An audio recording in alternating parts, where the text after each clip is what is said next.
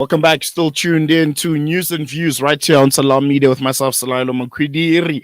This is your home of humanitarian journalism. And right now we'll be shifting our focus to France, where we'll be speaking to Yasser Louati. He's a political analyst, and he'll be giving us the state of affairs when it comes to France. They're heading to the polls on the 7th of July. And there's a rise of Le Pen's far-right party, and Muslims in France are increasingly concerned about their future, as that party seems to be gaining a lot of momentum and a lot of stride in France. And Yasser is joining us from Paris. Good morning, Yasser. Thank you so much for joining us, and welcome to Salam Media. Good morning, South Africa. First and foremost, I think, with the far right surging in France parliamentary elections, can you start by giving us an overview of the current political climate and some context on the rise of Marine Le Pen's national rally? What actually took place is a political seismic shift that, was marked by the landslide victory by Marine Le Pen's party, the National Rally, a far right political party founded by former collaborationists with the Nazis and former Waffen SS members. This party won the European elections by over 10 points over the next contender, which was the left-wing party. But it also marked the collapse of the party of the current president, Emmanuel Macron. Now, this means that now officially the National Rally is the strongest party and the strongest contender to seize power in France. What did not help is Emmanuel Macron's unforgivable and completely irresponsible dissolution of the National Assembly. In France, we have actually a highly authoritarian constitution which allows the president to dissolve the National Assembly and call for snap elections anytime he feels that he no longer has a majority or he needs to have a stronger one. He did that in the aftermath of the European election, which made absolutely no sense.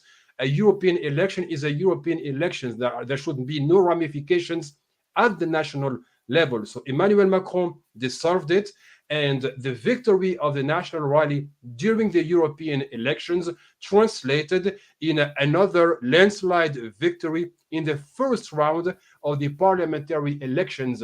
Thus, should the National Rally gain an absolute majority on the 7th of July, this would mean the president would have no choice but ask the National Rally to designate a prime minister, and then we would have what is called in French cohabitation, which means a sharing of power between the president, Emmanuel Macron, and a prime minister from the far right, a first in modern French history. Coalition politics. I think this is the state that here in South Africa we're also experiencing, and I can tell you it's different. In South Africa, you are so far ahead of how France organizes its political system.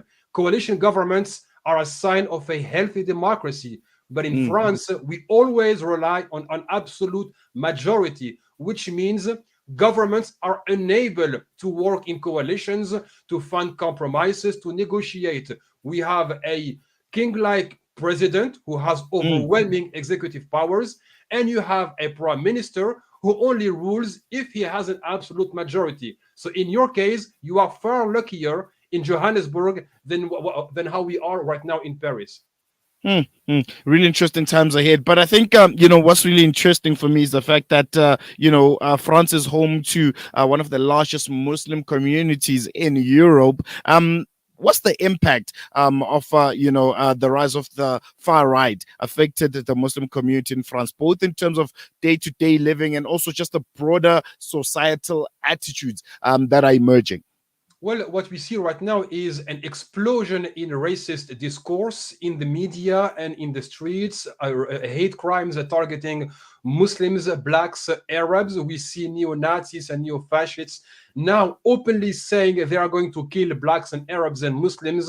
They are chasing them in the street. We have had bus drivers being attacked. We have had youngsters being beaten down and one trying to drown them. We have seen policemen displaying their white supremacist views because of this national rally overwhelming victory. So those who held the racist views now are encouraged to express them in public, knowing that, quote unquote, or between quotation marks, this is their moment. But what we are witnessing right now in terms of explosion of violence did not start a couple of days ago. It started long ago. France has a deep-rooted history of racism targeting non-white minorities.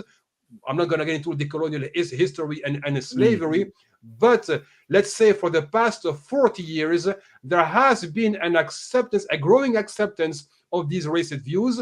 First, they were the monopoly of the far right, but they further expanded and became acceptable and taken at face value by left-wing parties, centrist parties, and conservative parties.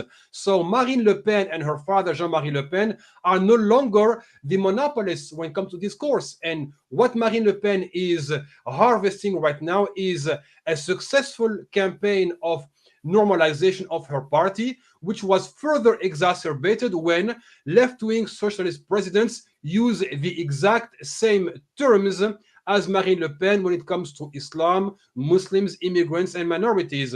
And this is, I'm going to give you an example to how Macron was the last in line to normalize and set the stage for Marine Le Pen's coming to power. His Minister of Interior told her in a debate, a couple of years ago, that Marine Le Pen, quote unquote, is too soft on not Islamism, but Islam.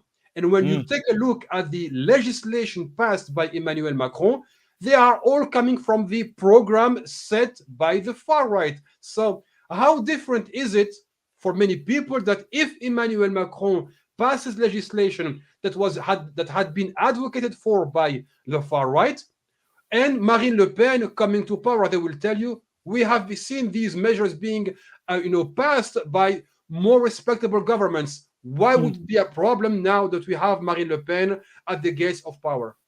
I want to focus now on some of the policies and proposals made by Marine Le Pen and Jordan Bardella. What are some of the controversial policies? And I think I've read somewhere that they're proposing the banning on hijabs in public spaces and restricting dual nationals from strategic state jobs. What do you think, some of the potential impacts of these policies would be if they're implemented? But also, are there more of these kind of almost outrageous and racist and Islamophobic policies that are put on the desk by Marine Le Pen? Well, these measures are trying to appeal to the white majority population, telling them, because you are being put in competition for scarcer resources, jobs, housing, healthcare, public services, etc., we are going to organize the expulsion of these non-white minorities from the social landscape. We do not want to see them, hence the banning of the headscarf. But if I may say, this is by far not the worst of the worst, because constitutionally it will be difficult to implement. But what they are pushing for is a change of constitution through a referendum.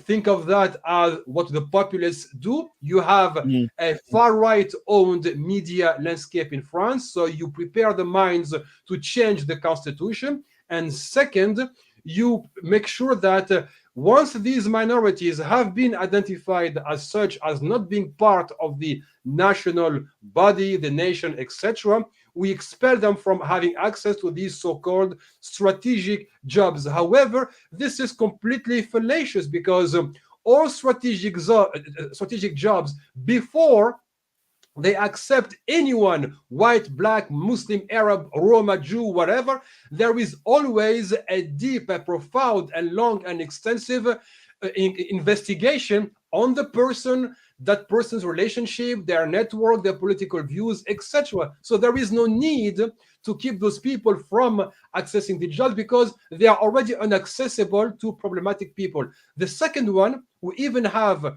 people from domestic and foreign intelligence speaking publicly, which is very rare to say the least. They said this endangers France, because dual citizenship holders First, they get investigated like anyone else. And second, because they have dual or triple cultures, they can help us in our intelligence work to counter terrorism, organized crime, etc. But this is clearly targeting blacks and Arabs and trying to appeal to the white majority, telling them you are getting poorer, so we are going to make sure that you are protected from these people. And the last point, if I may, sir, is that the National Rally, of course, gained most of its votes in the rural areas. The urban centers mostly did not vote for the far right. They mostly voted to the left and the centrist left social democrats. However, these people in the rural areas who vote for Marine Le Pen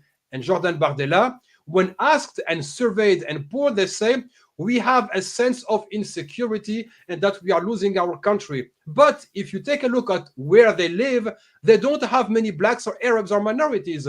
So this is a sense of insecurity developed by the medias in France because of the hyper concentration of media in France, most notoriously at the hands of an infamous Catholic extremist, white supremacist, industrialist, exploiter of Africans throughout Cameroon and West Africa, Vincent Bolloré. He owns most of the popular outlets and makes sure that only far-right and staunch hard-right activists are given a platform. But if you take a look at the policies voted for by the National Rally, they always go against the interests of the working class, against the interests of women, and always for the interests of the well-to-do, like lower taxation for the richer, like backtracking on the pension reform, backtracking on environmental norms, and the list goes on. And as for the patriotic side of their policies, how is it that they get their funding from Russia and they are constantly lambasting Ukraine's right to self-defense while at the same time taking pro-Putin stances at the European Parliament? So who's going to lose? Of course, minorities, because they always get targeted. But the majority of French people will also lose. But unfortunately, some people would rather remain poor and still have a sense of superiority towards their neighbors and their colleagues. I want to focus a bit before I let you go on just the moral fabric right now of France. I mean, all of those black minorities, all of the Muslim minorities, knowing that almost 10.6 million people, have voted for a party promoting the ban of the veil, publicly racist, publicly Islamophobic. What has that done for the social moral fabric of France, which for the longest time, at least from where we are sitting, was seen as being a very secular country, which is accepting of all religions. Well, at least the people and not the governments, accepting of all religions, accepting of all races, and everyone being French. But it seems that's not the case. This actually weakens social cohesion. We have lived in peace since the end of Second World War, but the fact that there had been relentless efforts to constantly demonize minorities and delve into what I call Islamo diversion, when socio-economic policies fail and become unpopular, governments from the left, the right, and the center, to this day, they always create a Muslim problem. We have a politics not through major societal debates, but through day-to-day news. Someone stole a motorcycle, someone got beaten, someone got killed, etc. And we turn it into an opposition between the white majority and these non-white minorities. And this, of course, I'm pretty sure you must be familiar with it. When a white man commits a terrorist attack, oh, he had a poor childhood, his father abandoned him. When he kills someone, he had psychiatric problems. It's never because he is white. But when another person, black or Arab, commits the same crime, it will be he did that because he's an Arab, because he's black, because he's Muslim. We don't look at the root causes and why society fails in having these people committing these crimes. So there is always double standards. Furthermore, this makes people retreat from the national space and into their own communities, further dividing the nation. And of course, a divided nation cannot stand together, especially in an ever more globalized world with this, a stiff competition for resources and for markets. If you are a responsible politician, a responsible head of state, as responsible statesman or stateswoman, you bring your country together to mutualize all the resources and protect it first and make it more competitive at the international stage. It is interesting to see that the more France is divided at home, the less important it is at the international stage.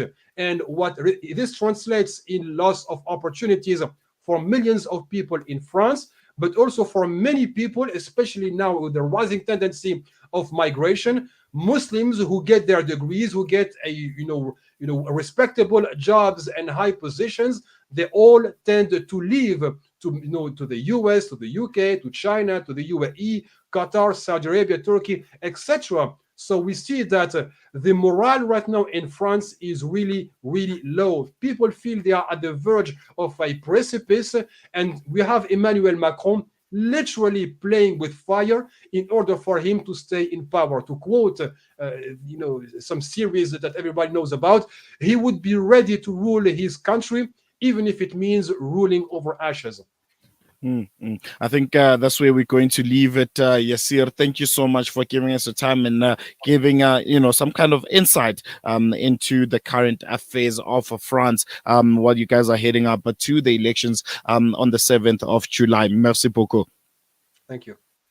Thank you. That was Yasser Louati French, political analyst and head of the Committee of Justice and Liberties. Giving us the latest coming out of France. Really, really concerning situation to look at. And I'm sure while it's unfolding, we'll also be keeping in touch with them just to get the latest because, seems as things stand right now, the Muslims in France and all of the other minorities, whether black, Muslim, women, all of them, and all of the immigrants are going to be facing a difficult time and should be concerned about their future. We're going to take a quick break. When we come back, we'll be having that amazing African Muslims Agency sponsored hashtag.